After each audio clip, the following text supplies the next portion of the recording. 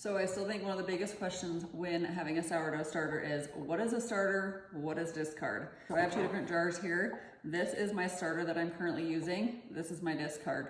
The only difference between these jars is really not much.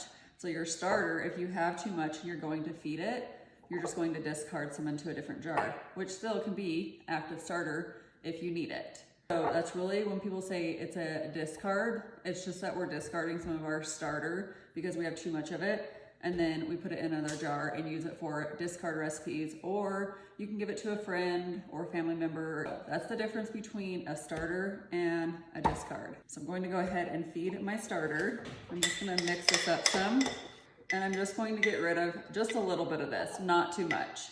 So I'm just gonna put it in my discard jar. So I only feed my starter whole wheat flour. You can use bread flour, any flour you want.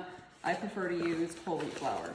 And I'm going to feed this 60 grams of flour and then 60 grams of water. And then I will mix this up really, really well.